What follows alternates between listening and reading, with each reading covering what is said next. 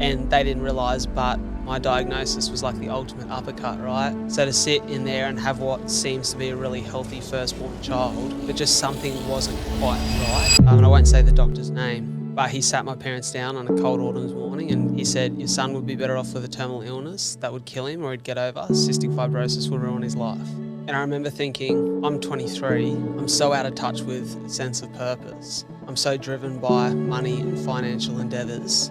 If this isn't a sign to figure out who I am and what mark I want to leave on the world, I don't know what is. For me, just the sacrifice that they made for me to be as healthy as I am now, like I owe my life to them. The best day of my life was crossing the finish line of my first marathon, because I think it was a message for them that every bit of sacrifice and hard work has led to me now being in control. But more importantly, I'm going to share that message that nothing is impossible for people with CF. I'm Bradley Dryburgh, and this is Life, Money and Love. Just quickly before we get started, guys, if you've been enjoying the podcast, can I please ask that you consider leaving a 5-star review and subscribing on whatever platform you've been listening. It really helps the podcast grow. All right, Bradley Dryburgh. Guys, for anyone listening, I just spent the last hour and a half chatting to him on Brad's podcast. A lot to talk about. Such a great chat. He was interviewing me, talking a lot about my story and a lot of the perspectives and things that I've been through to get where I am today. But this man we're talking to, not only was he a great podcast host himself, really great flow, one of the best podcasts, I feel probably the best podcast from a flow point of view I've been on in terms of the questions, felt so great. But this man, let me tell you, everyone who's listening, such an amazing human being and such an incredibly inspirational person. I'll let Brad tell his story. I'll get him started off. But for people that want to get a little glimpse into who this man is and how special he is, Brad was diagnosed with cystic fibrosis at birth. He developed liver disease at age 9, I believe, diabetes at 13. And in 2020, he ran his first marathon with bleeding lungs just a couple of weeks after getting out of hospital. And literally 2 days ago, ran 50 Ks and ultra, proving that fucking no one can stop you and nothing can define you. So, man, thank you for being you and thank you for coming on, man. It was great to chat before, and I'm excited to talk about you and all your amazing things you've been able to do. Mate, thank you so much. It sounds like I bloody paid you there for that intro, like cheeky bit of cash under the table. Yeah, but thanks for that. Hopefully people watching this can see why there's bags under my eyes after that 50K 2 days ago. But, mate, really blessed. I love what you've done. It was such a pleasure to have you on my show. And, you know, this is always a privilege, right, to connect with like-minded people who have powerful stories. And the foundations of my podcast was this belief that conversation is powerful. And I know that I'd experienced conversation as a third party, and I've experienced it in person, you know, chatting to someone that's close to me or meeting someone new, conversations that have changed my life and allowed me to understand my direction, my purpose, and push me on a path to do things that make life worth living. And, you know, anytime I get the opportunity to sit across from someone on a show, whether it be as a host or a guest, it's an opportunity to do that again. So very grateful to be here. Thank you for being here. And there's something you said before. It wasn't where I planned to start, but there's something you said when I was chatting to you. I think it was even off air before we started recording. I said, I asked you how your body's feeling. Like 2 days out from doing 50Ks, I chatted to you yesterday, like I'm jumping in the ice bath. I can only imagine how your muscles and bodies are feeling. But I said to you, I ran a half marathon at the end of last year. And the last few Ks, my body, like I was fine. And the last few Ks, everything started to hurt. And I said, like, those last few Ks were fucking really difficult. But obviously you get through it, push through. It's like a few Ks, whatever. And you said something, I can't remember exactly what you said, but essentially like it's the perception of how big the task is dictates like how you feel about it. And what I mean by that is I did a grading for martial arts and I don't want to talk about myself too much, but we had to do a lot of double sessions. And I remember because I knew I was doing a double session, I'm going to be there for 3 hours. When I did the first class, an hour and a half in, you're feeling fresh, you're feeling sweet because you know you're only halfway. But then you finish your grading and you go back down and doing an hour and a half. An hour and a half in, I'm buggered.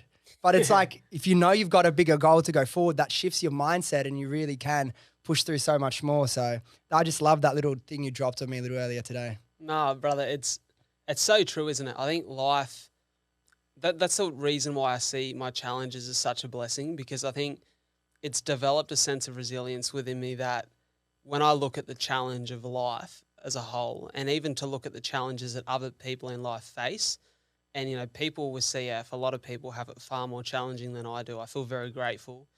And when I look at them, one thing I kept saying to the crew the other day while we were running was, fuck, what a blessing that we chose this suffering, that there's someone sitting in a hospital bed. There's a kid right now with CF who's fighting far harder than we'll ever need to fight to cross the finish line of 50 Ks. So it's all perspective. It's all mindset. And, yes, it takes a level of physical preparation, but mate, mentally is the biggest challenge in anything we face in life.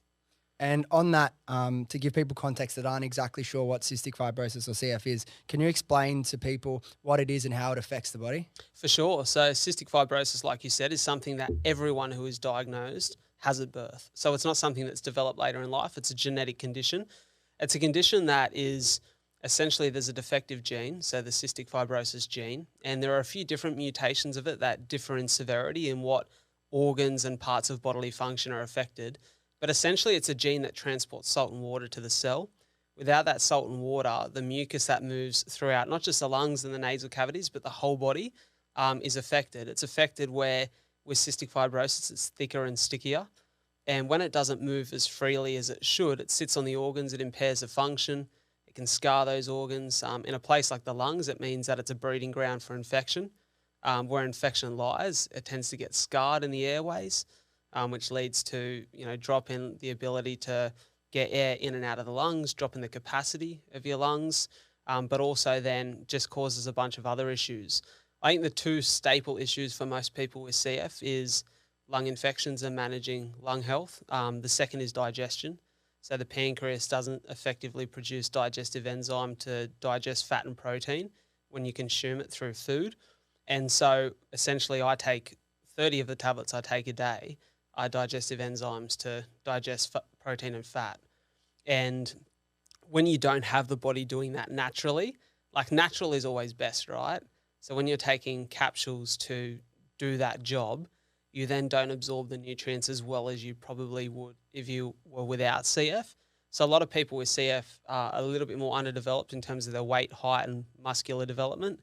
And it leads to other things like for me, I got the most common but most severe style of cystic fibrosis, which is a mutation, is getting a little bit scientific, called delta F508 gene. I got two of those genes from both my parents. And essentially, not everyone with this gene then gets the issues with the liver that I did, liver disease at the age of 9, which is actually cirrhosis, the same thing an alcoholic would get. But then also diabetes at 13, esophageal varices issues at 16. But really, mate, for me, it's all a badge of honour because it's not stopped me doing what I do. And I guess we'll get into that later in the story. But essentially, that's what CF is, and it's different for everyone. And that's why I say to people, never compare, the same that you would with anything in life, never compare where you're at and the challenges you face with someone else's. It is very individual. And I'm just blessed that I had fantastic foundations early in my life with it. And correct me if I'm wrong, I'm not sure on the exact stat, but this could be wrong, but it's something like 1 in 20, 1 in 25 people have a gene for CF that just hasn't presented itself because both sides of the DNA didn't have it. Isn't that something like that? Completely correct. So 1 in 25 people carry the CF gene. I think it is where 2 people carry the CF gene. There's a 1 in 2,500 chance that they will have a baby with cystic fibrosis. For me personally, as a cystic fibrosis patient, someone who has CF, there is a chance that if a 1 in 25, my partner has that CF gene, then with the two of us, it'd be a 1 in 4 chance that we'd have a child with CF. So it's actually the most common genetic illness in young Australians, which is funny because, well, not funny, but it's interesting because there's not a lot of educational understanding around CF. And I've often questioned why that's the case. And it's been a big part of the advocacy work I do with CF Australia. But I think the reason behind that is it used to be called the childhood's disease because people didn't make it out of their teenage years or even into their sort of early adolescence. Obviously, medical advancements have come a long way and modern medicine is doing wonders for people with CF. But there was just such a lack of education because people didn't have the chance to meet adults with CF, to understand the diseases that progressed and understand and see people living life with it. So yeah, it's very common as far as genetic disease goes, and it requires a lot of attention. It is quite severe, and because it does affect so many of the body's major organs, people with CF tend to pass and have complications from a number of different issues. So it's such a complex condition. And some of the advocacy work you did was to get Trikafta on the on the scheme, right? That's happened now, obviously, over the last year. How has that impacted your life, and how has that helped people that are living with CF? So Trikafta is, I guess, a thing that we've been waiting for a long time, right? So when I was born, a bunch of doctors said to my parents in my early years that, oh, we hope within like 20 odd years there'll be a cure. You know, there's no cure yet, and we're far from that. We're far from that in terms of the ability to heal people completely and solve the issue of cystic fibrosis. But in the space of time, I don't think we're that far. I think within the next decade, we're very close to having our hands on something that makes CF a very small and short-term issue. But Trikafta is essentially what they call gene therapy. So what it does is it starts to correct that defective gene in a way that it somewhat does its job. Now, there have been similar drugs to Trikafta, one being Orkambi, another being Symdeko, that I'd had access to both of those over the course of the last few years. Orkambi didn't make me feel great. For some people it worked well. Symdeko, to me, really didn't make too much of a difference on my daily life. Trikafta, on the other hand, feels like I'm on steroids. And it's funny, so when they started to get a lot of the research around this drug, the average increase in lung function was about 10%. Some people were experiencing up to 40. People were dropping the amount of tablets they needed to take in some cases. People were putting on the weight that they'd struggled to and developing like they'd struggled to their whole life. Me personally, I put on about 5 kilos of muscle in 5 months. So my body just wasn't fighting for its nutrition anymore. But little things like from the age of 13, I can't remember a day where I didn't have like green, thick mucus in my lungs, which I know is gross to hear, but it was just a natural reality of my everyday. And I had an infection in my lungs for 13 years that is now cleared. So little things like waking up in the morning and not needing to cough, whilst that for me was just second nature, to not feel that anymore, what a blessing. And so I said to my mates, just like on the cusp of getting access to this drug, because we fought for a long time for it. And I remember saying, yous are fucked. Like, I've been on your heels for the last couple of years, running, like, in the gym. Like, yous thought yous had a chance. Now yous have got no chance. I'm about to level up like crazy. Oh, so all my mates have got their hand out for a little bit of spare Trikafta. I'm like, it doesn't work that way. Oh, dude, that's too good, man. For sure. And what's it like for you now? Actually, we'll get into the marathon running, and I want to know what the experience was from that first one, and then we'll chat about the 50K that you just did without having bleeding lungs, because I think what you've done over the last couple of years is tremendous. But to rewind a little bit, I want to go back to the start. Now, your parents were in hospital with you, as I believe you're a couple of weeks old, when the doctor diagnosed you with CF. Talk to me about the conversation and that doctor had with your parents. You know, it's funny, Dill, because people say that you can't prepare for your first child. My parents thought they could. Like, they had great jobs, great financial security. They'd built the dream family home from scratch. Like, they'd been a part of the building process. This is where, like, the love and the security and the foundation of my childhood was going to begin. It was all going to be amazing, and they had everything planned. They had no debt. Like, they were in the perfect position, as prepared as you'd think you could be to have children. And there's that Mike Tyson quote that I love, which is, everyone's got a plan until they get punched in the face. And they didn't realise, but my diagnosis was like the ultimate uppercut, right? So to sit in there and have what seems to be a really healthy firstborn child, and, you know, my mum walked out of hospital with no complications after, but just something wasn't quite right in those early few weeks. And at 3 weeks of age, every baby really for the last 20, 25, probably 20 to 30 years now goes through the Guthrie's test, which is just a standard test where they find a bunch of the genetical issues that could come up. CF is one of those things they test for. And to be diagnosed with CF at 3 weeks of age just like completely shocked my parents. They didn't know what it was. They'd heard whispers of this before. My nan's cousin's grandson had CF and was very unwell. He was about 10 years older than me at the time. So their first real insight into CF was not a very positive one. And they rocked up to the first cystic fibrosis specialist appointment at Westmead Hospital. And I won't say the doctor's name, and I don't even know if he's still around, but he sat my parents down on a cold autumn's morning and gave them an even colder reception with literally the words, and this is no Mayo or GST, this is exactly what he said. He said, your son would be better off with a terminal illness that would kill him or he'd get over. Cystic fibrosis will ruin his life. And you can imagine being firstborn parents, like hearing that news. And I remember asking my parents didn't tell me this for a long time, And it was only really a couple of years ago as I embarked on this mission of doing what I've been doing recently that they shared this story with me. And my dad got up, grabbed my mum. My mum was holding me. They walked straight out. My dad walked back in there, got maybe a little bit more physical than he should have, and said to that doctor, "You will never see my wife, my son or I again. That's not the attitude we're going to have. You can get fucked." They went straight to the reception and said, "Transfer all of our files to Sydney Children's Hospital. You'll never have to see us again." They found a doctor by the name of Dr. John Morton. And Dr. John Morton shared the vision that they shared for my life. And it's funny, as I recount those early years of my life, years that I wasn't there to fully experience, as a baby, I realised that that's the greatest lesson I could have ever learned, that what you believe is what you'll become. And far before I knew it, as we spoke about so much in our episode, my parents believed and manifested and visualised a life for me that was a life nothing short of greatness. And essentially those first few years were developed off that foundation, that belief.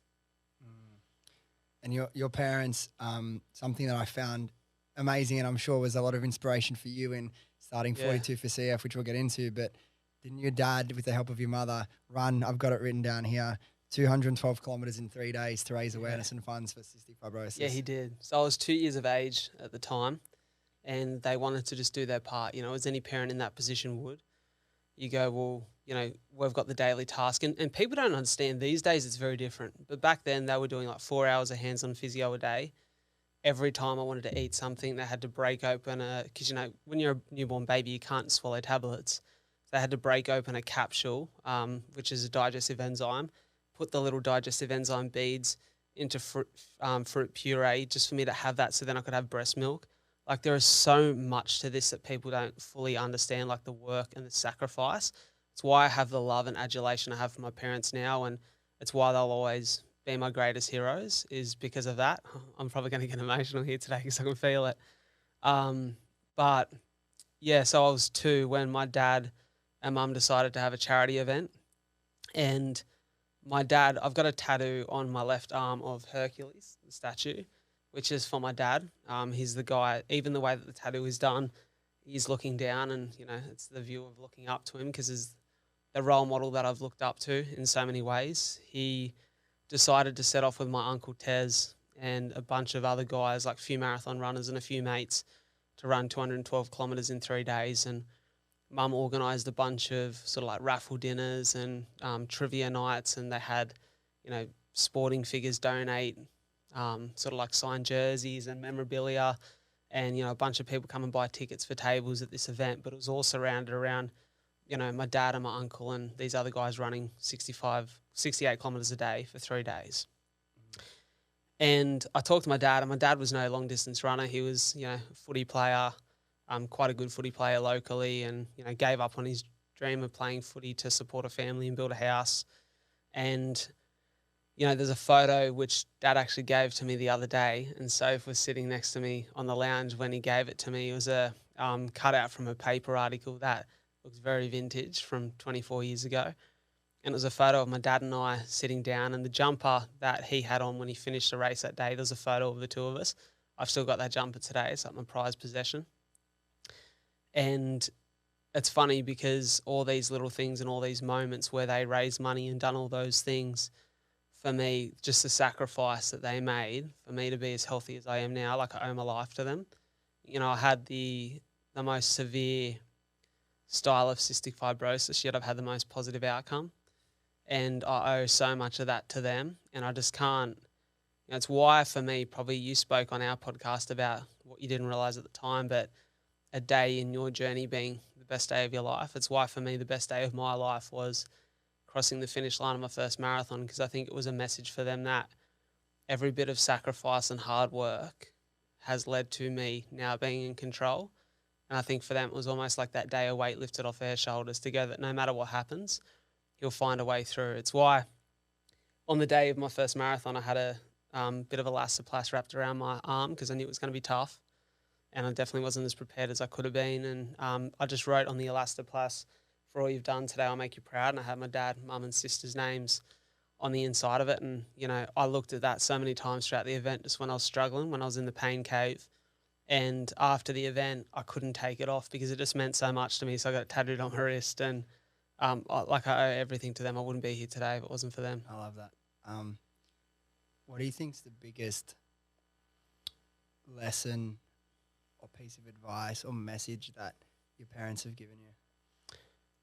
Just to never to believe negativity, to be positive, to understand that you are the master of your own destiny.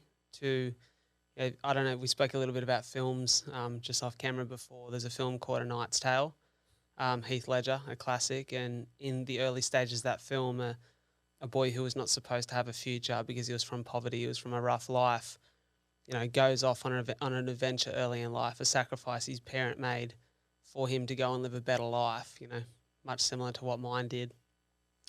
And he says to his dad, "Dad, can a man change his stars?" And his dad said, "A man can do anything if he believes enough." And for me, that was the message of my childhood. It's a message of who I am today and what I do today. It's a reason why I'm so, people sometimes may get sick of me pushing that message, but it's so important to me that what my parents believed is not what every other parent would believe. Like, I look back and I think I couldn't be mad at my parents had they have heard those first negative words from a specialist and believe them. That's someone who's a specialist in their field who deals with CF every day. If they'd believed that and that was the view that they had, I couldn't have argued with that. But the fact that they were positive, I think not every parent would be like that. And now, with my 26 years of wisdom that they've given me, how can I be that positive, uplifting character for those who maybe don't see the positive side of it yet? How can I uplift and inspire hope in others through my story? And, that message that they've passed on to me has become my life mission. And do you think that day that you crossed the line for your first marathon was actually one of the best days in their lives as well? For sure. I look back, my dad's my mum's an emotional character. On the inside of my arm, I've got a guardian angel for my mum because she's just so caring and protective, and, it's just such a loving human. I love her dearly. And,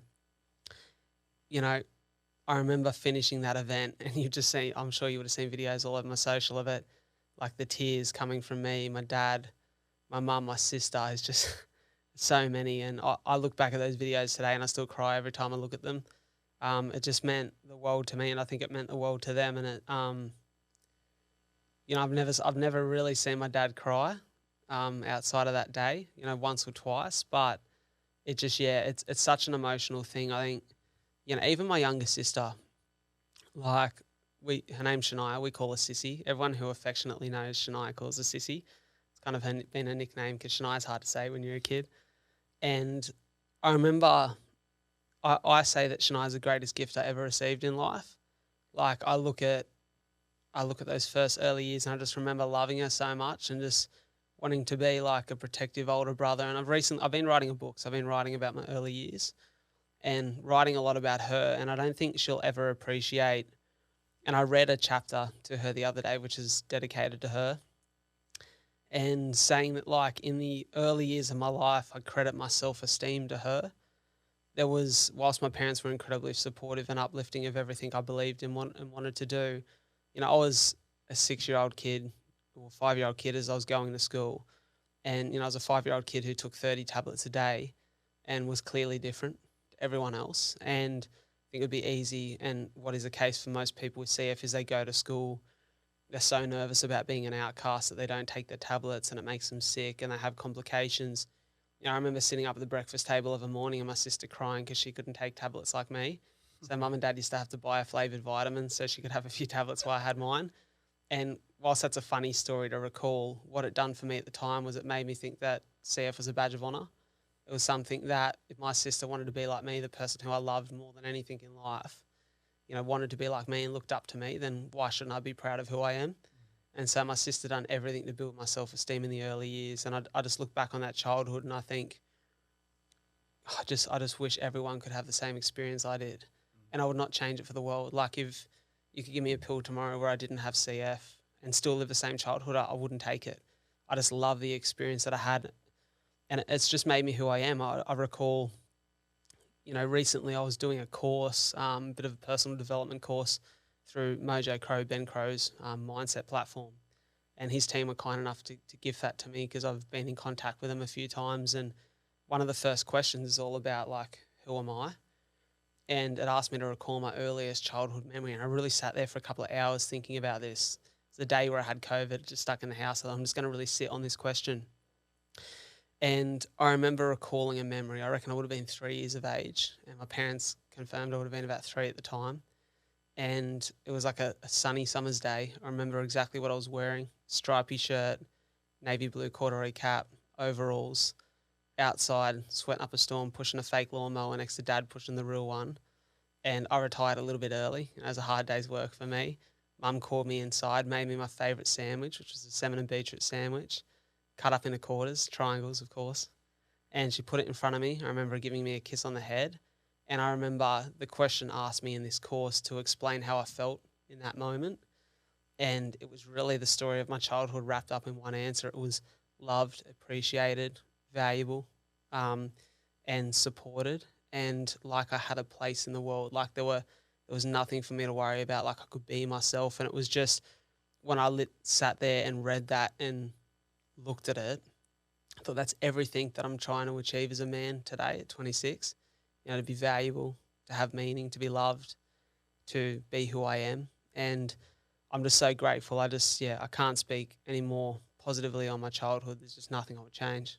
And that, obviously, just seeing you happy and healthy is obviously all the, everything I'm sure that your parents wanted. But that moment when you cross that line and they can see this is the beginning of you starting your own journey to becoming the man you're going to be and leaving your mark on the world, it's really like all their hard work was worth it. Like it already was, sure. But it's like even more just solidifies how special, like how important everything that they did was, and how great a job that they did. And I'm sure like no parents are perfect, but they would have poured so much sacrifice into you, and to see everything you do from this point and the impact and the ripple you have on the world, at the end of the day, it would not have happened if it wasn't for your parents. It's so true. And it's funny because probably one of the things that I've struggled with a little bit off the back of it the last couple of years is I got a call to say that I'd been nominated for an award at Government House, that the Governor-General and his wife would be presenting these awards. And I was nominated for my national service to CF.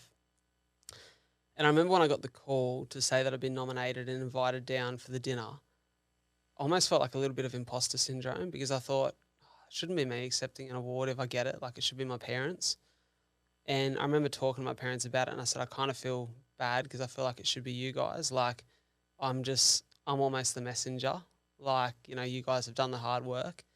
And, you know, they said that everything we've done, like, for you up until this point, to see you accept an award like that, to cross a finish line of a marathon, to be healthy, to be doing what you're doing, is just like a dream come true for us. So it's it's very special, man. I'm very thankful. And on that, you finding like your purpose, and everything that you are going to continue to do from there. I want to ask you about CF, 42 for CF, and it seems like that was kind of the start of you stepping into this man that you are today, and will continue to become. But talk to me about where you were in life and when you got this idea for 42 for CF, and what inspired you to create this fundraiser and this movement to really raise awareness, and over $105,000, the last figure I saw, for cystic fibrosis, which is fucking incredible. But yeah, where were you in life, and what inspired you to make that happen? Yeah, I guess to answer that properly, I probably got to track back to a couple of years before the event. I was always, as you know, you would kind of expect from a podcast host, a bit of a chatty fella. Always loved a conversation, and my parents always said that, like, my first word was a sentence. So they were like, you just never stop talking, and just everywhere we went, I just always wanted to ask people questions and chat. And I got to a stage where I was probably similar to what you said in our episode on my show. Like, I was good at school, but I didn't love school. Like, I just, like you said, knew how to retain information and kind of got through on natural intelligence until year 10. And I got to a point where the path for me at the time was either like to go to uni and do sports science, or stay around for the HSC, then go to uni. And I think I never got less than 99% in a sports science test and subject. And I was really encouraged to do that. But at the time, I just didn't love the format of school. And, you know, I wanted to be practical and be out in the world meeting people. So I left school, become a personal trainer for a couple of years. And loved how that allowed me to develop relationships with people from all walks of life. And I had clients who were 14, I was 17 at the time, had clients who were 14 up until 84. So I had such a vast array of people. And a big part of being a PT is, yes, you're training someone to move towards a goal that they're driven to try and achieve, and just positive health and, all of that sort of stuff. But for me, I just love developing relationships with people. And I remember my nan at the time, who's now passed, said to me, she said, "I should be in real estate. You could sell ice to Eskimos and you're a great chatter." And I'm like, "Oh yeah, real estate. Like, I've always liked houses. I had somewhat of a thought about maybe doing architecture while I was at school, because I was quite a good drawer when I was younger. And I just thought, drafting houses and stuff would be exciting, and design. And I thought, oh, this real estate thing could be for me. And kind of fell into it. Like, I remember getting a job pretty quickly. Like, there wasn't a job going at this company, but through a family connection, I got a meeting with the director of this company, and they're like, "Oh, mate, like, you're fit for this role. Like, it's who you are."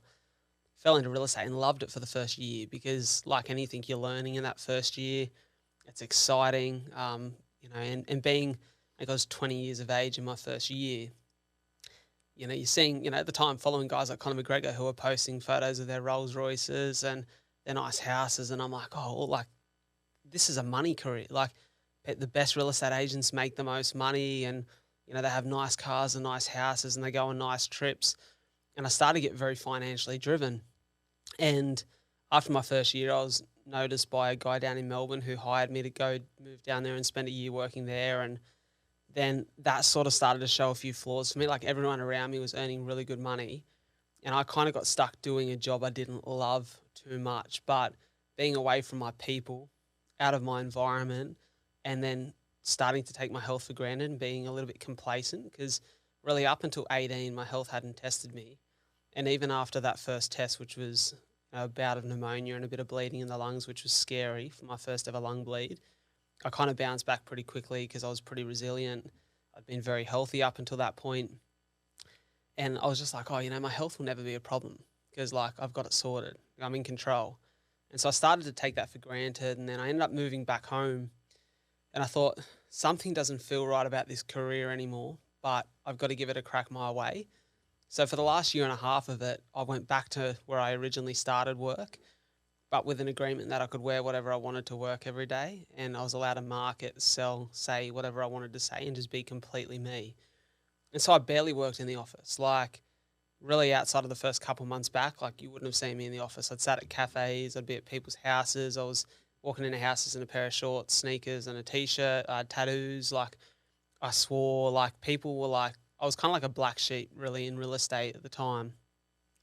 And I was being very me. And because of that, I had great relationships with my clients. Like, even till this day, I'll bump into old clients. Like, I know their kids' names, their kids know me. Like, they listen to the podcast. Like, it's so connected because it was so real. But I always felt so indebted to these clients because, selling a house is a huge part of your life. Like, it can mean the difference between you getting a family holiday. Like, that result can be the difference between your family gets a holiday next year or they don't. Your kids get to go to the school you'd love to send them to. So I was so indebted to, like, getting the best result possible. But I was falling out of love with the business. So it was putting such pressure on me and, like, my happiness and my fulfillment. And I just remember getting to a point where I just hated the job. Like, it was like, I love the people I work with and I've still got great relationships with all of them. But it was so hard to get up in the morning. And there were days where I'd just sit in my car before work and just cry. And I was like, why am I so upset? Like, I'm somewhat healthy. My health was starting to have a few holes and it was on a bit of a downward slide. But like, I'm not terminally ill. Like, I'm happy. Like, I should be happy. I'm at work. I've got good people around me, good friends, good family. I'm somewhat starting to earn good money. All the goals that I set when I started real estate, I'm ticking off. I'm like, why does this not feel like it should have? And I just felt so lost. And I remember just thinking, like, far out, the kid who, like, had insane purpose, believed he could change the world, was healthy, like, happy, bouncing off the walls, wanted to, like, do everything he could and, like, attack life. He's just gone. And, I just didn't look like me anymore. I didn't feel like me anymore. And I got really sick and ended up in hospital for a couple of weeks with a lung infection. And I remember being in hospital and meeting an old fella who my mum had actually sold a car to. And she introduced us as we bumped into him in the hallway one day. His name was Ernie. And because of my CF, they'd always put me in a solo room in the hospital, in the public system. And Ernie had terminal cancer, but he was in a room with like 4 or 5 other old fellas. And I remember just saying to him, mate, if you ever want to get out of your room for some space, come down and have a yarn. And so every day at 2 o'clock from that day onwards, the tea and picky cart would come around. I'd get my cup of tea, a couple of biscuits. About 2 minutes later, they'd pull up to Ernie's room and he'd come down for a chat with his tea and bickies and knock on the door. And he used to sit beside my bed every day and we'd have a yarn for about an hour. And he had a very interesting life, Ernie. He was a prison guard for like people like Ivan Milat. So he had a lot of stories to tell. But the one thing that, after we got past the surface level stories and we started to talk life, from a guy who was terminally ill, had children, grandchildren that he loved and who were there every day to see him, I started to realise that our note of conversation never had anything to do with materialism. He never spoke about the house he lived in, the car he drove, the holidays that he went on and splashed cash. He just spoke about the people he loved and the memories he created with them. And I remember thinking, I'm 23. I'm so out of touch with a sense of purpose. I'm so driven by money and financial endeavours. Like, if this isn't a sign to figure out who I am and what mark I want to leave on the world, I don't know what is.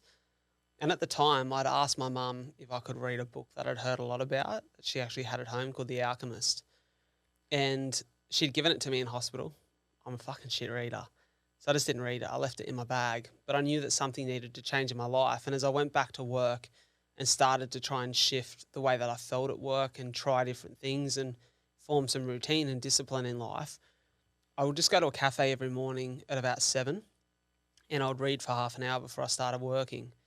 And I started to really love this book. And for me, the message of the book, for anyone who's read it will know The Alchemist, and I'm sure you all love it. The message of the book was that the treasure in life is in the simple things. It's the people we meet, the experiences we have. It's in the quest, the journey.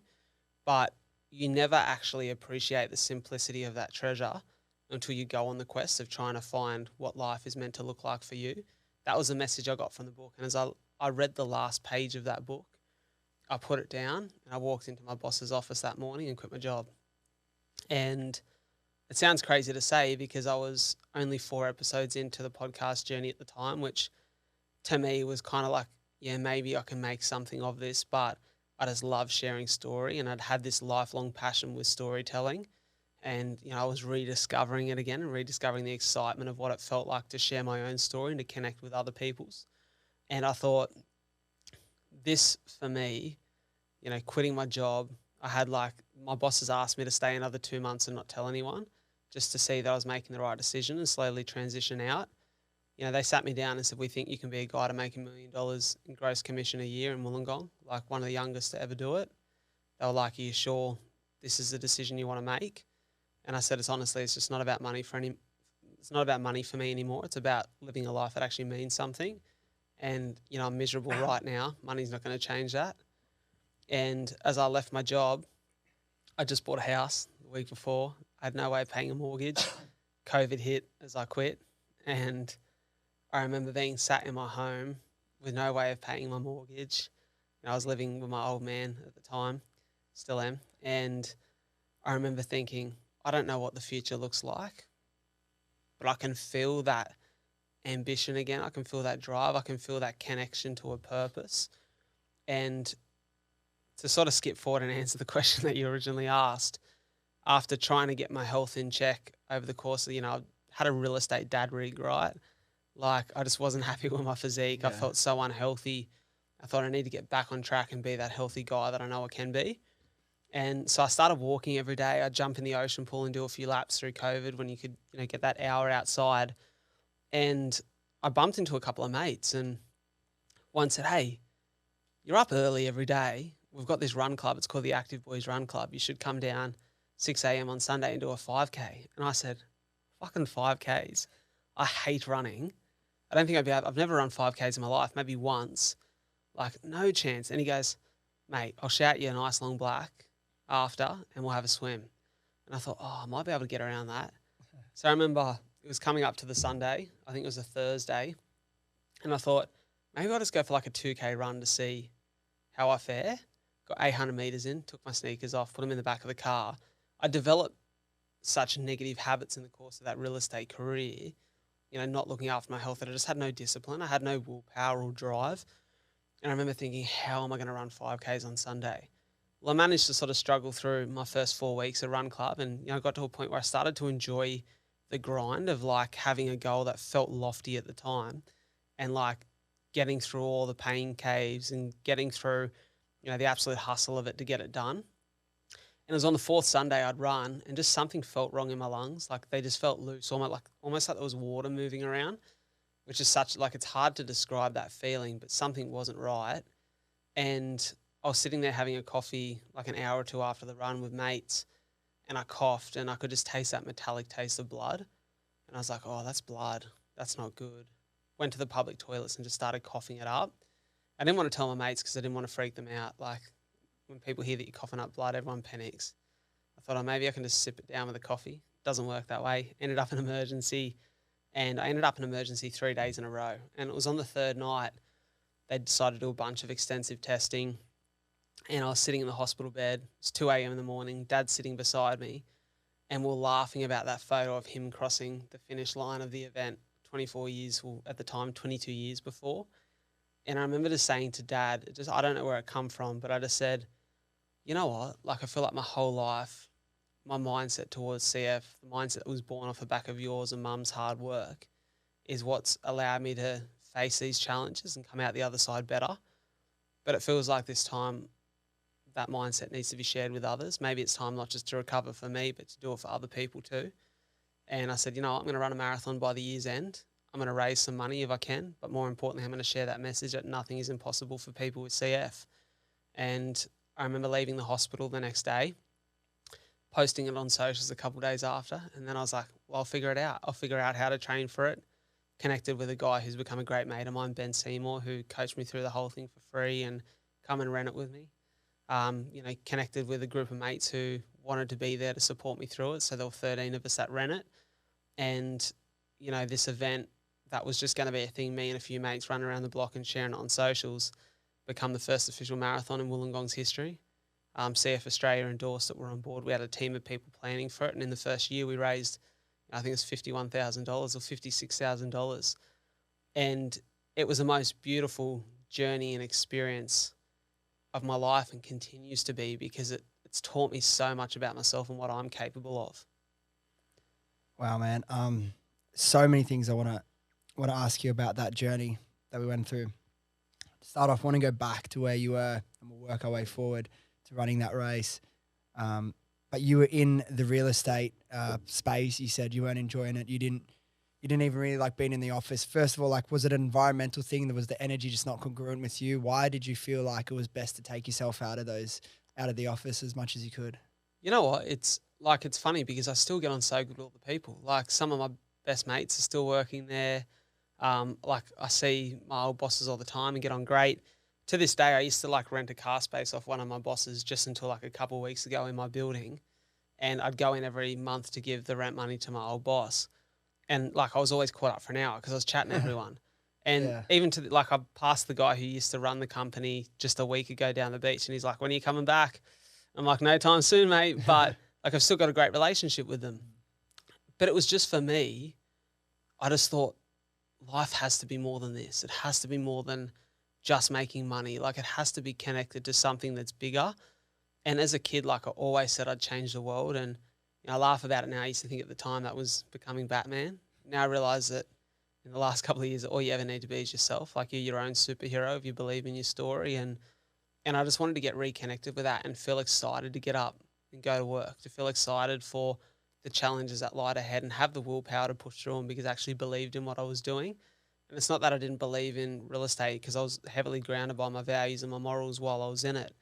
But I just knew that there was something bigger for me. There was a calling outside of the work. And I know plenty of my mates still to this day who love real estate, love the job, and they feel very called to it and they feel very driven for it. But it just wasn't me. And it just took a little bit of time to discover that. Like the alchemist, I had to go on that quest to find who I was. And it's so interesting what your mate, Ernie, was his name, right? What he was saying is so true. And as you realized what he was talking about, it was never the wins he had with his career, the car he drove, the house he had. It's always about the simpler moments, right? And it's so, you hear that and it made me think, wow, that's so true. But then when we caught up living life where so much of our time is, okay, what's going on right now? How can I get from here to there? What do I need to do? How much money do I need to earn? It's all so much focused on the external. But at the end of the day, and it's so true, when you're, reflecting on your life in the last few weeks or months, you're not even going to care about any of that stuff. For sure. It's interesting because not many people in life get not many people get to experience a moment where they think it might be their last. I remember the first time my lungs bled when I was 18, and I'd been told by doctors, if this ever happened, it's crucial you get to hospital ASAP. Could mean life or death. And I remember coughing up a lot of fresh blood, being at home with my dad at the time, and being really unwell and racing to the hospital. The quickest way to get there was just jump in our car. And I remember as I was racing there, I remember calling my mum and my sister who worked at the same place at the time, and just saying to my sister, like, I don't know what's happening, but I'm coughing up a lot of blood. You need to get to the hospital ASAP. And the only thing in my mind at that time was not, what am I doing for work? How do I look? What clothes am I wearing? It was, I just hope all my people are in one room and I get to tell them I love them before whatever happens. And it's the most terrifying experience, but it's an experience I'm very grateful for, because and it's funny because you can have that experience at 18, what some would call a watershed moment, and then just still find the wrong path. And sometimes you need to have a few of them until you actually realize that message for what it is. But it's why now when I talk about, and we spoke about it before, ideal life, when I look at what an ideal life looks like for me, there's 4 pillars. It's my people, it's meaningful work, it's my health, and it's my environment. And I look at those 4 things and everything in my life comes back to, is it connected to my purpose? And how do my 4 pillars look? If I approach that, if I go down that path, what do they feel like? And, it's the simple things. Always is. Do you follow Stephen Bartlett? I do. Love Stephen Bartlett. Yeah, it's like what he says. The goal of a happy life is like doing meaningful things for the people I love. Like if you break it down, Sure. It's that simple. And I think we can all be guilty of that. Myself especially, being naturally ambitious, driven person, sometimes you can get caught up in chasing things. And it's good to be ambitious and go for your goals for sure. I'm the first one to advocate for that, but I probably could do better in slowing down and appreciating what I have sometimes. Not that I don't, but taking some more time off to spend with family and, enjoy those moments. Because even me, when I reflect on the best moments of my life, it's that, like the most special. Obviously I shared the one previously about the day my life changed with the business. That was incredibly exciting. But when everything's go really bad, you think, okay, what really matters? It's so few things. It's the people around you. That's the main thing. And then what is your purpose in life? What are you here to achieve? You also mentioned something I want to ask you about. We chatted about something similar previously on your podcast, but you were sitting in your car and you said you were in tears, not knowing why.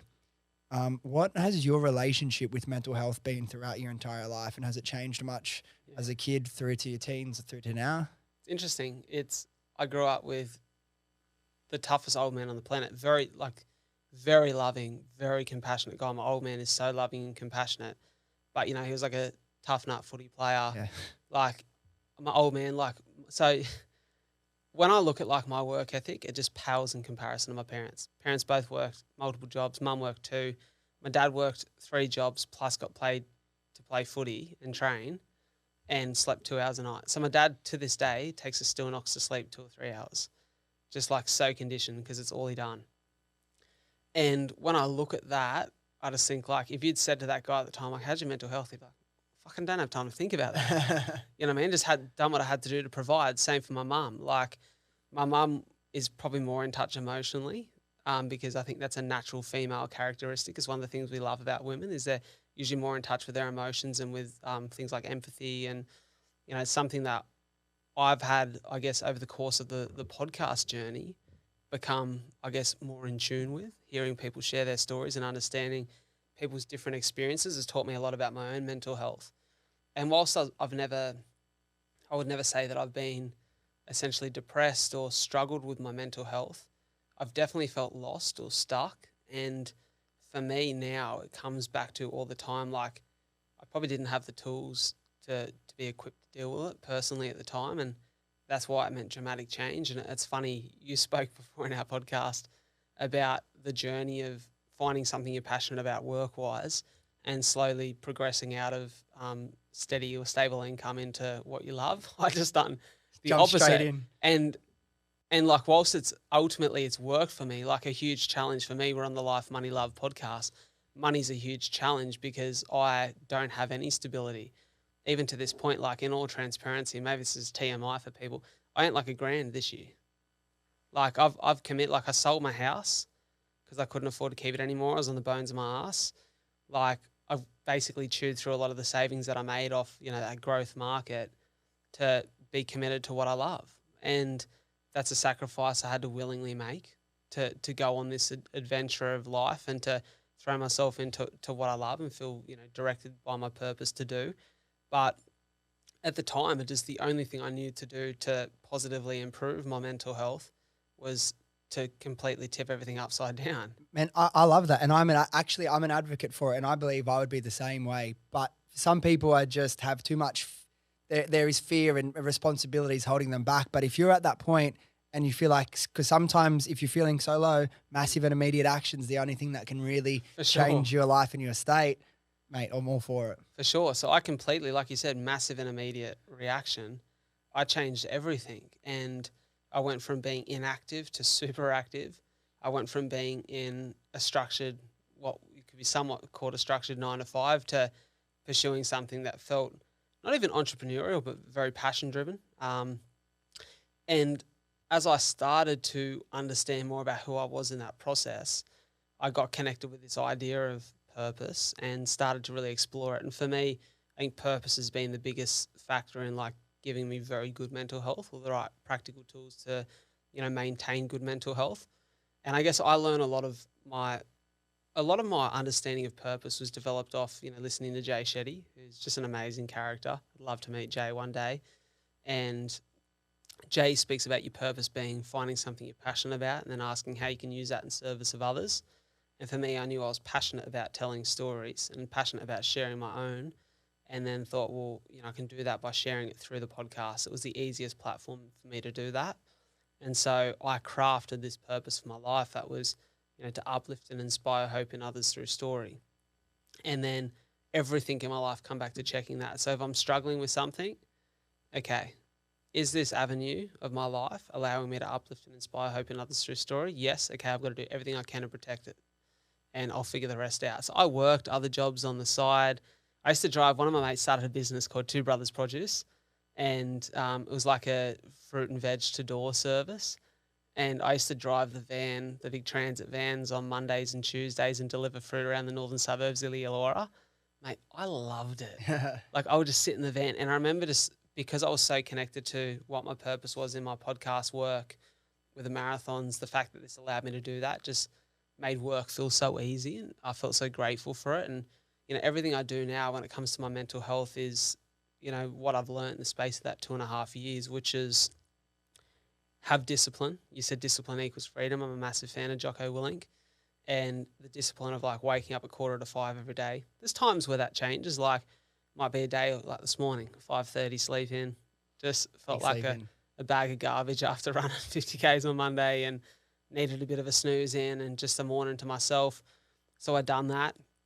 But like most of the time it's get up and move. Matthew McConaughey in his book Green Lights talks about just breaking a sweat for an hour a day. I love to break a sweat every day and do something positive for my body. Makes me feel grateful, the ability to move, regardless of all the challenges that have tried to stop me from that. It's about being connected to somewhat of a meaningful message or piece of work that day. So it's, what story am I telling today? Who am I connecting with? How can I have a positive impact on them? Or how can I listen to something that has a positive impact on me or absorb something from that angle? It's, being connected with the people that I love. And most days, whether it's my family, Soph, my mates, I do something every day to be connected to those people that I love and adore. And that has the most positive impact on my mental health. And then it's always coming back to asking myself, which is a big theme of our podcast on my show, which was, like embracing your authentic story. And, definitely it's probably one of my bigger challenges and somewhat ties into the mental health, but just like I think for an extrovert who, you know, put me in front of 20,000 people on a stage and like I won't break a sweat. I'm so comfortable. I've never spoken in front of 20,000 people, so maybe that's talking out of my ass, but put me on a stage to deliver a keynote, put me in front of someone to do a podcast in a situation that for most people would be out of their comfort zone in public. I'm so comfortable. But when it comes to inside my own head, I'm probably very insecure. And so for me, that's probably been one of the things that I need to have better positive self-talk. I need to be more self-accepting, sort of stop taking shreds off myself at times. And probably that's the one thing that has challenged, I wouldn't say my mental health, but it's challenged my self-acceptance. Like we spoke about in yours again, if that negative thought isn't serving you and it's not something to be aware of in order to grow, then why let it exist in your mind? For sure. And it's crazy because it holds you back, right? Mm-hmm. Like, I just remember for the longest time, and I'm going to give producer Soph, aka she's not another the producer. Shout out. Producer Soph, killing it today. Killing it today. When I met Soph, I remember for the longest time just thinking, I'm never going to find someone that I can fall in love with. Like, I'm never going to find someone that is accepting of all the challenges that I may face one day. Whilst life is really good now, my health is great. You know, imagine sitting down with someone telling them about everything I've been through the last 2.5 years and getting them to be accepting of that, them feeling at ease with the fact that I'm telling them I'm in control now, you know, to then say that there's a risk that one day when children is a question and something we look to do in life, that potentially see if it's something we have to think about with them. And the fact that, hey, I don't really make any money at the moment, but I'm pursuing something I love. And, you know, how many people have the pipe dream of being a podcast host and a speaker, right? Mm-hmm. So, you know, whilst I've got all the self-belief in the world that one day you talk about manifesting, I honestly believe I'll be sitting in front of Oprah talking about a book that I've written or a project that I've launched. You know, I believe that my life is going to be extraordinary.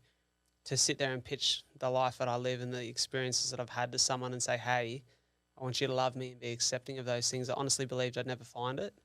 And I'd kind of given up hope, and it was seeing a beautiful smile on someone's Instagram story one day, clicking onto Soph's profile and like literally just being absolutely terrified to send a message and get a first date.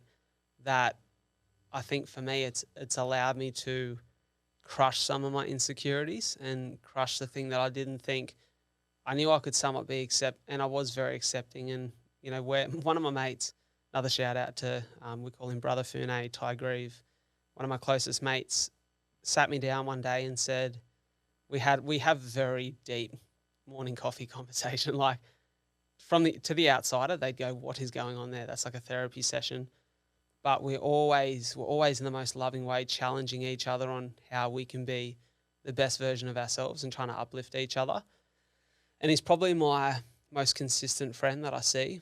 And I remember one morning we sat down on a Saturday at Liam E, our favourite cafe, where the studio of the podcast used to be. It's now that his headquarters for his business. And we sat and he said to me, we spoke about limiting beliefs. We wanted to bring up what we both seen as a few limiting beliefs for each other and challenge ourselves on that. And he sat me down, and when it come to my turn, he said, I struggled to understand how you can wear your story as a badge of honor when you stand on stage to inspire and uplift others, when you sit in a podcast, when you run a marathon. But when it comes to your personal relationships and your romantic life, how you struggle to see how that inspiration, that ability to uplift isn't something that someone else would accept. And it hit me like a ton of bricks. I was like, fuck, he's so right. And it's taken time, but it's probably taken meeting Soph to allow me to fully accept that and lose the insecurity of it. So, you know, it's funny. I can't even remember what started us on that point, but that insecurity is something that I've struggled with a lot, and accepting my story in that space and to come through that and to continue to work on that. I think everything we are challenged by in life, it's one thing to be aware of it. Acceptance takes action. And, you know, to quote my good friend Cooper Chapman, he says all the time that the act of confidence comes before the feeling of confidence. And that's something that I've learned is a big part of mental health. 100%. I can agree with that for sure. And like, I feel like it's sometimes difficult to identify insecurities because our ego throws up these things to protect us, right? Yeah. And that's something as well that I've had to look at and reflect and analyze myself over the last year. Is like, because I was prior to my current relationship with Mel, it's been a bit over a year. Prior to that, I was largely single, pretty much single. There was some short-term things there for like 7-8 years, really. Because like I felt so whole already and so committed to my journey, my purpose, what I'm going to achieve. And then I feel like I had limiting beliefs within myself that I didn't realize the limiting belief is that like I can do both at the same time. It doesn't always have to be one or the other. But to meet someone who understands that and is patient enough with me and understands who I am and what I'm going after and the way I am helped unlock that for me. Sure. But you can't always do these things yourself, you know what I mean? And like I'm very obsessed with personal development and growth and challenging myself to become the best version of myself. And something I always talk about is like I'm always looking to grow. But I'm always looking to grow in ways that I choose I want to grow. But that way, because I'd been single for so long, forced me to grow in ways that I maybe I wasn't expecting to be challenged and have to get better. But yeah, it's just funny how sometimes it could take a person to come along and show you that. You mentioned something else as well, and it's a really interesting point.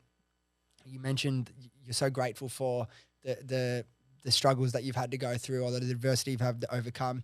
And isn't it interesting that it's often the people that have had on paper the hardest lives or have had the most adversity to overcome always seem to truly understand and be grateful far more than the people on the other end of the spectrum that have had awesome lives. You know what I mean? Where does that gratitude sit with you? How do you embrace that so fully and wholeheartedly?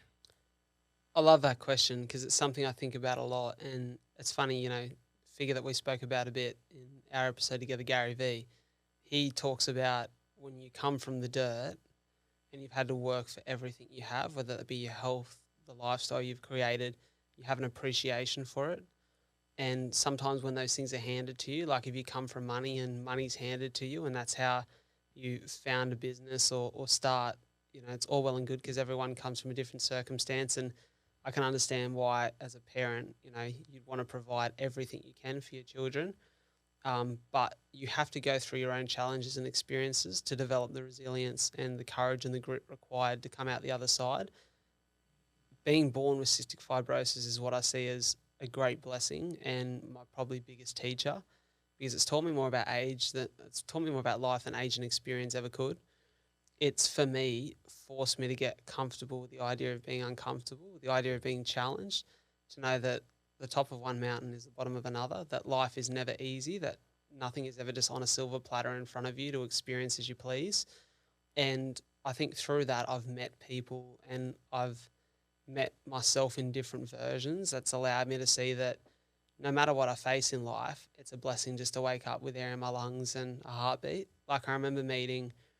When I was young, I was never sick when I was young because my parents done such a great job. But I remember every now and then, probably every 2 years, the doctors would say, come into hospital for a tune-up. And tune-up is essentially like a service for your car, right? You just go to make sure everything's sweet, do a bunch of tests. They look after you for a week and just make sure everything's moving in the right direction. And I was in a room with 3 other young dudes at the time. We're all I think we're all the same age, like within a year or two. And one of the guys in this room, his name was Krishnan. Krishnan was the same age as me, we were 9 at the time, and he had leukemia, Indian background, and his parents were never really there, and he was on such heavy chemotherapy and radiotherapy, like he'd often, go to the bathroom during his sleep. And I remember just thinking, I'm not kidding, every night that I was in hospital for that 2 weeks, if my dad was sleeping beside my bed, my mum was sleeping in the parents' room of the hospital, then the next night they'd shift, mum would sleep beside the bed, Dad would sleep in the guest room, and they'd drive home during the day, make sure my sister was fine. My sister would stay on my grandparents and come up every couple of days to see me. And I remember just looking at this guy who'd become a great mate in this 2 weeks and just thinking, you've got no one there to support you. And I don't know what his parents were going through or what their situation was, but I remember my parents went out and bought him new pajamas because he'd wet the bed, and they would feed him, and I never ate hospital food. There's always a little KFC or Macca's delivery, and mum and dad would get him dinner too. And, they basically stepped in as like his parents for that 2 weeks that I was there. And in the last couple of days, I remember I got moved to another ward, and they moved me into this ward that was kind of hard to get to. And Kristen snuck out the window of the other ward and got around to come visit me. I remember he was just so happy. And like when they were dragging him out of there, taking him back to his room, he was just so smiling and happy. And I just remember thinking, like the odds are against this kid. I remember being 9 and just thinking, I can't imagine experiencing what he's experiencing, yet he's so happy. And it just taught me that everything in life is, everything is about how you respond to challenge, how you respond to your adversity, because you can't change it. Like, it is what it is. It's like a game of poker. You can't choose the cards that you've been dealt, but you can choose how you play them. And, the poker face is being brave in the tough challenges, and the hope is holding on to that last card, the river, and just hoping to dear God that it works out the way you wanted it to. But if you don't hang in there, if you fold, you never know. And that's just what I've said to myself my whole life. No matter what I face, no matter how hard it gets, I'll look at it through gratitude. I'm very lucky to be alive. There's other people in my position who aren't. Every day throughout the course of the 42 for CF promotion, even every day up until now, someone messages me on Instagram or through emails or LinkedIn or wherever and connects with me about a story surrounding CF. And I just remember, I went on Sunrise in the second year promoting 42 for CF, and at the time I was hooked up to a drip. My lungs had been bleeding. I had 2 weeks to get ready for this marathon, and I wasn't in the best situation, but I remember being so positive about it because it's just naturally how I deal with these things. And I had a message from a fella on Instagram after being on Sunrise, and it was one of many, but this message just cut through where he said like he'd lost his son to CF, and he just said, I wish he could have seen you doing this and experiencing this. And he said, whilst part of me hurts that my son can't be in the position that you are right now, I'm just so grateful that you're healthy and able to get up even when life knocks you down and just keep moving forward. And I just remember thinking, fuck, how can you not be grateful? How can you not look at life positively? Like, I'm still here. I'm still in with a chance, a fighting chance. And so it's just the way I always look at things. Like, there's no other way to do it. And, you said before, why be a victim of your circumstances where you can be stronger in spite of them? You mentioned before sometimes feeling stuck and how you get out of that. As someone who has overcame so many different challenges in life, what's your advice? I'm sure a lot of people come to you, they look to you as a point of inspiration and guidance. What's your advice that you give to people when they feel stuck in life? It's interesting. I think it's an attitude of change. Essentially, I was asked this question recently on a podcast, just in a different way, and I said there's this Confucius quote that I love: that every man lives 2 lives. The second begins when he realizes he has just one. And for me, it's at all points in life when I feel stuck or challenged, I remember that quote, the cliche that life is not a dress rehearsal, that if this is all over tomorrow, then what I've done will echo in eternity. And what do I want that echo to sound like? What do I want that message to be? How do I want to be remembered? And I say to people all the time that when you feel stuck or lost, or even just when you are taking an opportunity to be self-aware and check yourself and check where you're at in life and what you're doing and what impact you're having, I say to myself, well, how do I want to be remembered? And, if I'm blessed enough to wake up with air in my lungs today and a heartbeat, I've got the absolute gift that is this little thing called today. And it's the opportunity to go out and, inspire others, uplift others, be kind, be loving, impact the people around me, add value to their lives as they add value to mine. And if I'm even lucky to wake up again tomorrow, you get to do the same all again. And so it's ask yourself, like, what do you want? What message do you want to leave in the world? I've got that quote tattooed on my leg: what we do in life echoes in eternity, because it's so true. And I just think if my time's up tomorrow, I can be really proud of, especially the last 2.5 years of my life.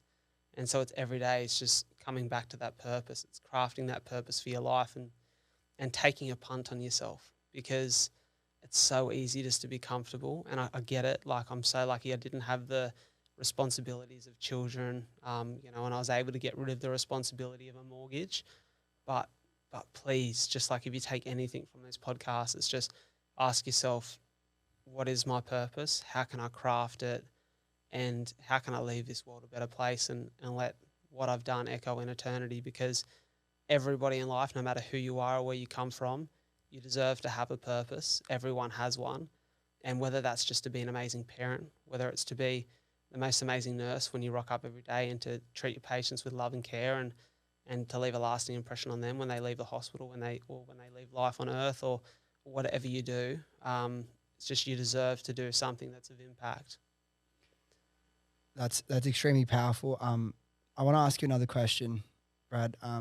There's a question I ask quite frequently, usually related to business, and the question is, what was your hardest day in business, and how did you get through it? I want to ask you a similar question, but like we've spoken about, you've lived a life many times over for other people, the amount you've experienced. You mentioned before we started rolling this Life, Money and Love podcast. You've had your challenges with money. You've talked about that. You've now had a new experience with love, but life is something that you've well and truly experienced. So I want to ask you, from the life you've lived and this journey you've gone on of life, what has been your hardest day and what has been your darkest moment that you've experienced, and how did you pick yourself back up and keep moving forward? It's such a good question, Dylan, and there's probably a few days that popped to the front of my mind, but there's a day for me that probably stands out amongst the others, and for me, it's probably one of my proudest moments. Is I was a month out from the first marathon, and it was, the typical movie script, right, is like main character starts to go on a quest, on a journey. Things start to look really positive, and then they have that like super climatic moment where everything just shit hits the fan, their world is turned upside down, and it's like that point of chaos, that point of crisis, before the happy ending. And my point of chaos and crisis was a month out from my first marathon. I was getting really fit, everything was going perfect, I felt great, I'd lost 12 kilos, I looked lean, felt good, life was great, and just one morning I wake up and I just don't feel all that good in my lungs, and I start to walk towards the bathroom and I cough, and I could feel the blood come straight up, and I basically just pushed the bathroom door open and just started coughing blood everywhere, and it honestly looked like 10 people just had a pub brawl in the bathroom, like there was blood everywhere, and it's the most I'd ever coughed up, and I was quite panicked, and my dad's partner could hear me coughing, and Karen yelled out like, "Are you okay?" And I just said, "Quick," and she called an ambulance straight away. My dad was outside taking the dog for a walk, and she called him on the phone, and he come in. I remember sitting there and I couldn't stop coughing up blood, and there's usually tablets I take that help stop that, and they just weren't working. And I just remember like sitting there waiting for an ambulance and feeling really helpless. And I decided, just don't know what the outcome of this will be. And like everything that I'd worked for that like 3 months, 4 months prior to get healthy, just felt like it was coming crumbling down. And thankfully I stabilized a little bit, got in the ambulance, they took me to hospital, and I remember lying in the hospital bed and just being like somewhat devastated, because I was like, just feel like I've got the weight of the world on my shoulders, like I've, spruiked this positive message to the CF community. There's so many people who are waiting for me to cross the finish line of this marathon in a month's time. And that's their hope. Like that's for them, the light at the end of the tunnel is seeing me achieve it, to know it's possible. And I just remember thinking like far out, and 2 weeks before I'd run my first 30K, and it was fucking tough. Like it took all of me. And I just thought like, is this the point where I just give up and just go, this is a reasonable excuse just to lie down and give up on that dream and just continue to go about life. And I didn't know what I was going to do. And a doctor walked into the room and he said, "Hey mate, what's going on? How can I help?" And he obviously knew, but he's asking the question, trying to get to the bottom of it. And I remember it was just like second nature. I literally responded within a second. It was, "Mate, I don't know. I'm coughing up a lot of blood, but I got a marathon to run in a month, and it's your job to get me to the start line. I'll do the rest." And for me, I look back and I'm like, that is the proudest moment for me amongst this whole journey, because that's the true test. When you think you've got to the top of the mountain and life knocks you down, what are you willing to do to get back up and keep moving to the top? And how many times are you willing to do it? And I've done it a bunch of times. I continue to do it. you know, and life has a funny way of humbling you, right? So for me, that's an experience I probably count as one of the toughest days. It took courage to go out and run again. I remember my first run thinking, I hope my lungs hold up. And, you know, even the other day on Monday to run this 50K, I come off the back of 8 weeks ago Melbourne Marathon, which was like the perfect run. I never hit what runners call the wall, mentally or physically. I found a way to continue to charge through and progress and kicked home for the last bit of the run. But, you know, the other day, just all the challenges in the world. The body started to give up. The stomach was sick. I vomited in my mouth. You know, I hit those walls. I cramped up. You know, I had to walk at periods of time. And it's just going, you know, that's how life works. Like, it'll let you get to the top of the mountain. It'll knock you back down and challenge you again. But that's where the growth comes. That's where the resilience is developed. That's where the courage is developed. And, you know, so I love these challenging days in life. And God willing, I never have to bleed in the lungs again. But we never know that. And you don't know what's around the corner because no one can predict these things. And it's hard for me to even imagine what it feels like. It's hard enough to run, for anyone to run a marathon with fully functional lungs. But how would you describe in the best way you can, what's it like to run with bleeding lungs? Like, what is that feeling like? It's so odd. Like, you feel so restricted and breathing feels hard. It almost feels like, I guess for some people, if you can imagine, like breathing through a tube or a straw at times. And there's been plenty of times where it's felt like that. And, you know, I've experienced now bleeding, you know, running without bleeding lungs, running with them. And just what it takes out of your body when the lungs are not good is, you know, for the first 2 marathons before getting access to Trikafta, the miracle drug we spoke about early in the pod, my lung function was around 74, 76%. For the average person, 100% is normal. And so to have like 25% less function and capacity, it for me was normal because it's what I trained on and it's how I experienced it. But it gets tough at times, and it is scary to go and run and push yourself when you know what it could be. And, you know, there were always tablets in the back of my little run pouch in case I had a bleed or something crazy happened in a run. But for me, it's just such a blessing. Like, and it sounds so funny to say, but I remember being on my first 20K run ever by myself. That morning, 2 of my mates, they know who they were supposed to rock up to run it with me. Both of them decided to sleep in. And I remember being out there by myself with just like a camelback running, and I was 12Ks in, I was hurting. And I remember running through Pucky's Trail, which we ran through a couple of times yesterday and has been a part of every one of our marathon and ultra marathon courses. And it was just a sunny day. The sun was shining. I could just hear the ocean crashing in the distance, and I'm running through nature.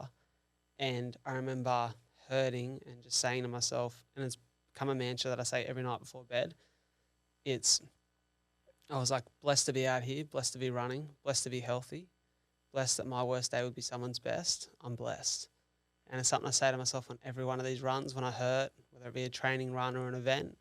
Just the blessing to be out there experiencing it is something that not a lot of people get to do, especially in the world of CF. So, you know, running with bleeding lungs or restricted lung capacity or whatever, I'll take it all as long as I can keep moving forward.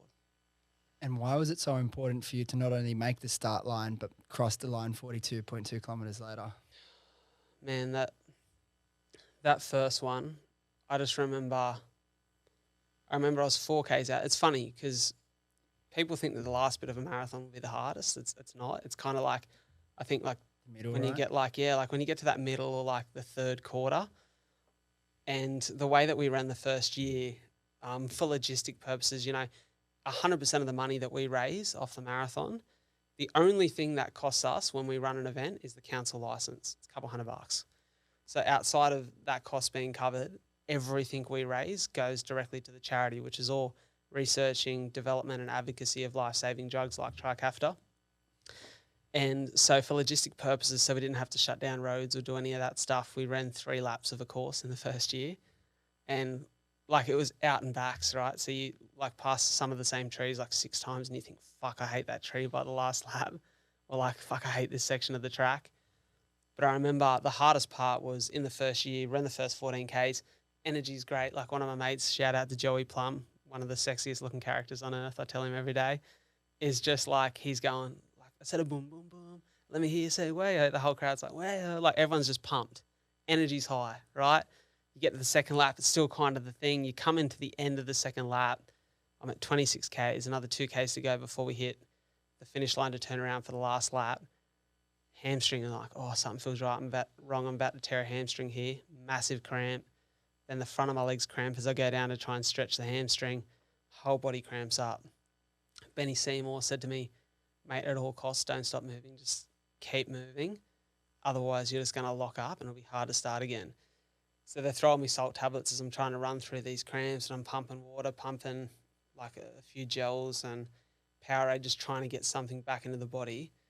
And I remember coming into 28 Ks and all my family's there, and my sister's partner, Cal, my mum said to him, God, he doesn't look good. And Cal goes, no, he's fine. And Cal said, I'm thinking, you are fucked. Like you're up against it. And I remember feeling up against it. Going up for that third lap, and the hardest bit was running away from the finish line. So from like 28 to 35 Ks, so many demons. Like your body wants to give up. You just want to stop. At that point, anyone will know in a physical challenge, you get to a point where like all the drive, the hunger, you start to question whether that's worth it, whether it's easier just to give up in the moment, right? You know, you run halves and, and push yourself. And I knew once we got to 35 Ks, there would be a glimmer of hope, because regardless, we've got to get back to the start line. So whether we walk or run, we're moving in the right direction of finishing a marathon, right? And I got 4 Ks out, and don't get me wrong, like there was still heaps of challenges to come. Like you're out, you got nothing left. You're just spent. And I remember just looking down at that elastoplast on my wrist, and one of my mates, Dano, him and my dad were like caddies on the bike and had a bunch of nutrition and hydration for us. And Dano was taking a bunch of stories and posting a bunch of stuff on my Instagram to keep people updated. And he said to me, 4 Ks out, how does it feel? And at 4 Ks out, you're making a home. Regardless of what happens, you'll crawl. And I remember reading, for all you've done today, I'll make you proud, Dad, Mum and Sis on my wrist, and just crying my eyes out on camera. And as I crossed the finish line, and that dream, that visualization of doing this for my family and showing them that my life was going to be what they'd hoped it to be, was just the most amazing feeling in the world. And funnily enough, as I was like 100 meters out from the finish line, a bird shit on my chest. And I was like, fuck, there's a good luck. I needed 42 Ks to go. And I remember crossing the line, just collapsing onto the ground. And, people I love came over to give me a hug and a kiss, and standing up, and there was just about 100 people standing around, clapping and cheering, and just giving a 6.5 minute speech, and cried my eyes out in that speech. And I spoke about what that day meant to everyone, and, how blessed I was to have the support we'd had. And I finished that speech by saying to that doctor 24 years ago who said that I'd be better off with a terminal illness, that cystic fibrosis would ruin my life, fucking look at me now.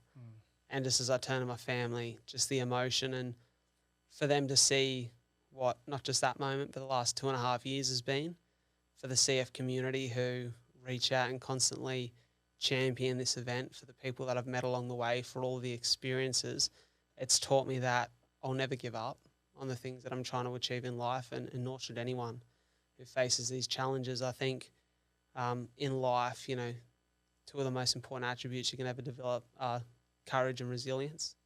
It takes resilience to get through challenges. It takes courage to get back up when life has challenged you. And that's, my message to everyone, is just never give up on what you believe your life can be, and continually put the work in, because you deserve to have a life that's meaningful. Honestly, I can't think of a better way to wrap that up. Thank you for sharing that incredible story.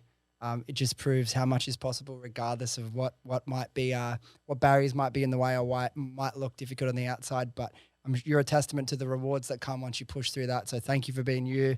Thank you for coming in here today and sharing your story. I'm sure it will serve as an inspiration to so many people. Where's the best place for people to find you and your podcast and everything that you do with CF? Yeah, Insta's definitely the hub. Like Bradley J. Dryburgh. The last name is hard to say, but you'll figure it out. It does say the captain, which sounds very egotistical, but there's a story behind that for another day. But yeah, that's kind of the hub of the podcast. It's the hub of my speaking platform. I'm signed by Saxtons and do a bunch of stuff through them, and then off my own back as well. And it's kind of where I share everything, whether it be the marathon stuff, the run prep, and just life. I love connecting with people.